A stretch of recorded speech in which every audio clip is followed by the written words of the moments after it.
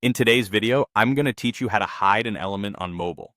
This process can be really handy when optimizing your website for mobile devices, ensuring that only the most relevant content is presented to your users. Let's dive into it. First things first, we need to select the element you want to hide.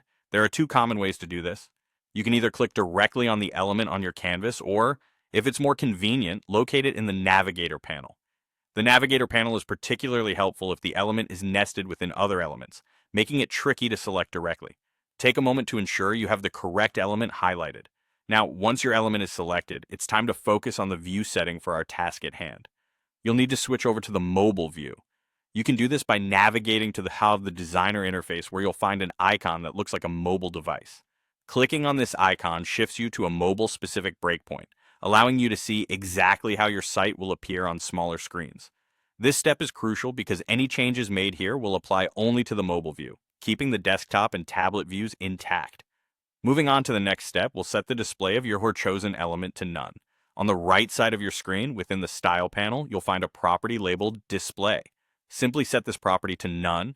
By doing this, you're effectively instructing the browser not to render the element at all when viewed on mobile devices. This action is key to ensuring that the element is hidden on mobile, without affecting how it appears on other devices like desktops or tablets. After applying these changes, it's time to verify your work. Double-check that the element is no longer visible in the mobile view, while remaining accessible on other breakpoints, such as desktop and tablet views. This verification step is important to ensure that our changes haven't inadvertently affected how the site appears on devices where the element should remain visible. Take a few minutes to switch between the different views and confirm everything looks as it should. Finally, to wrap things up, go ahead and publish your site.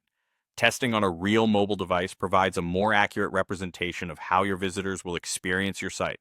Sometimes, the way a site is rendered in a designer tool can vary slightly from actual devices. Open your site on a smartphone to ensure it looks just the way you expect, and the hidden element remains so.